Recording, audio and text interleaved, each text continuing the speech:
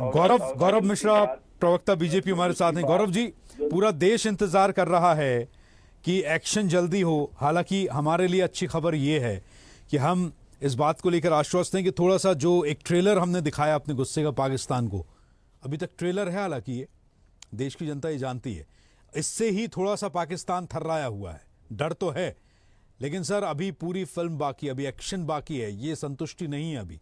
कम से कम 13 मौतों की, 13 लोगों के खून का बदला इतना सस्ता तो नहीं हो सकता है, जिसमें कि वहां से बिलावल भुट्टो चीख कर चिल्ला कर ये कहें कि वो दरिया का पानी रोकेंगे तो खून का दरिया बहेगा।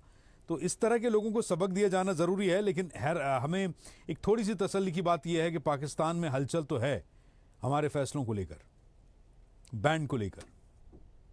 देखिए, ये 3 घंटे की पिक्चर का मामला नहीं है। ये 7 दशक से, बल्कि हम ये कहें कि ये सिविलाइजेशन वॉर का हिस्सा है। और कहीं न कहीं भारत आज उस मुकाम पर पहुंच गया है जब इस सांस्कृतिक युद्ध को निर्णायक अंत की तरफ ले जाना है।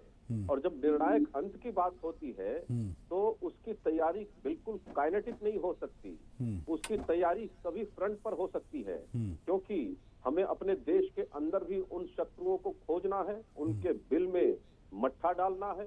साथ ही साथ हमारा जो मेन शत्रु है पाकिस्तान, उसको चारों तरफ से घेरना है। उसको पहुंचने वाले वो सारी सहायताओं को, सप्लाई लाइन काटनी है।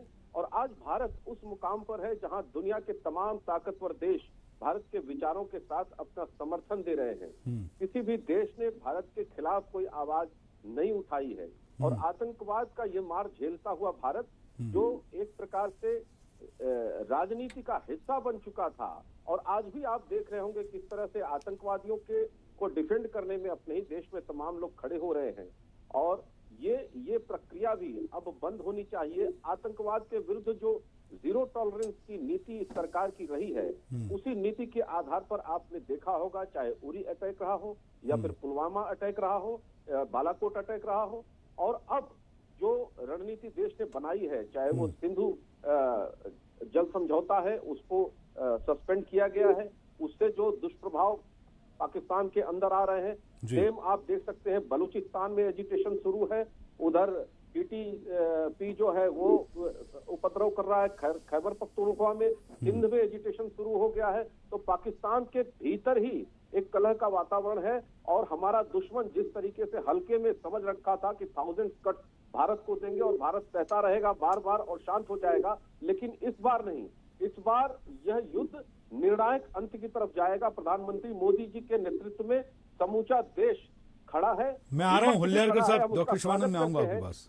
हम उनका स्वागत करते हैं। कांग्रेस पार्टी ने भी अपना समर्थन दिया है प्रधानमंत्री जी के साथ।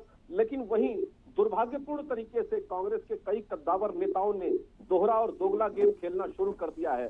सिद्धारमैया जी जैसे कद्दावर नेता, जो एक राज्य के मुख्यमंत्री हैं, वो कवर फायर पाकिस्तान को देना शुरू कर दिए हैं। तो इस प्रवृत्ति से भी भारत के लोगों को बचना होगा। और आपने देखा किस तरह से 7 दशक से देश के अंदर तमाम भारत और पाकिस्तान के जो रिश्ते हैं, शादियों के माध्यम से भी ऐसे ऐसे जिहाद के नए नए नमूने, नए नए तरीके इजाद किए गए कि देश की आंतरिक सुरक्षा, संप्रभुता को कैसे नष्ट किया जाए, समाप्त किया जाए। चाहे वो आंतरिक रूप से कानून बनाकर वक्फ अमेंडमेंट बिल ला करके 1995 का हो या 2013 का हो, इस तरह से भारत को, मूल संस्कृति को कमजोर किया जाए। आज भारत में एक ऐसी राष्ट्रवादी सरकार है जो भारत की सनातन संस्कृति के उन सभी मान बिंदुओं को पुनर्स्थापित कर रही है और साथ ही साथ अपने शत्रु को माकूल जवाब भी दे रही है। और हमारी सैन्य क्षमता पर पूरे दुनिया को विश्वास है कि हमारी सैन्य क्षमता जिस दिन युद्ध में उतरेगी, जिस दिन कार्यवाही पर आएगी, तो सर वो दिन का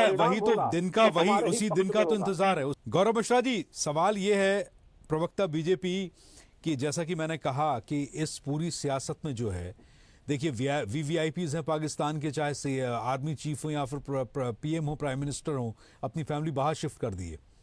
हमने अटारी बॉर्डर, बाघा बॉर्डर पर तस्वीरें देखी कि पाकिस्तान के जिन लोगों को इस पार से उस पार नहीं होने दिया गया, वो रो रहे थे, बिलख रहे थे। 27 मौतें, 27 नरसंहार की घाव इस वक्त हमारे भारत के भी सीने को छलनी कर चुके हैं।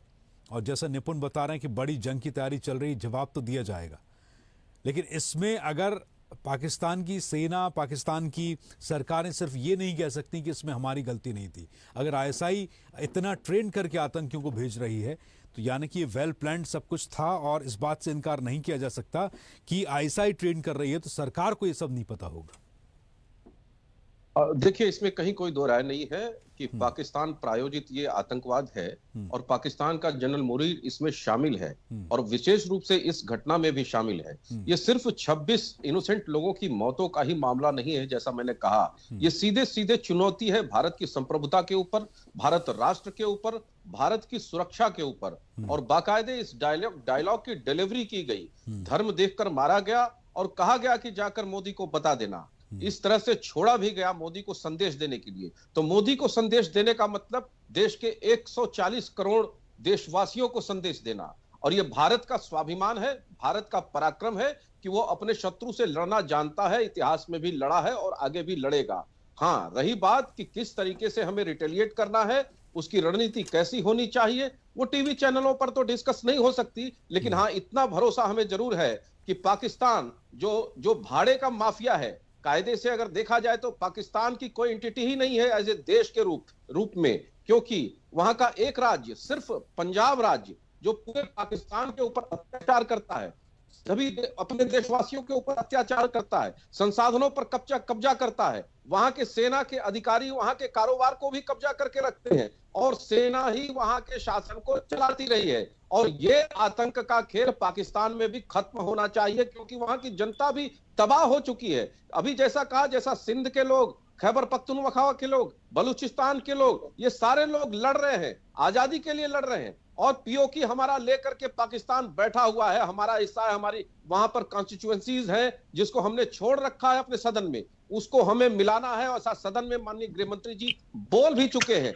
मुझे लगता है कि हम जिस दिशा में बढ़ रहे हैं, बहुत सटीक, सधे हुए अंदाज में, अपनी शक्ति को केंद्रित करते हुए और सभी फ्रंट पर भारत के पक्ष को स्पष्ट करते हुए हम आगे बढ़ रहे हैं। और इसका जो परिणाम मिलेगा वो निश्चित रूप से आने वाली पीढ़ियों के लिए, भविष्य के भारत के लिए एक सुरक्षित भारत का निर्माण करेगा, ऐसा हमें विश्वास रखना चाहिए। मैं अक्षय जी, देखिए, मैं साफ कहना चाहता हूं, पाकिस्तान का जो पुराना चरित्र रहा है बार बार कट्स देने का, वो भविष्य में कभी भी अगला उम्मीद हमारी देश की जनता की उम्मीदों पर खरी उतरेगी। आपकी सरकार, एनडीए सरकार, हम ये उम्मीद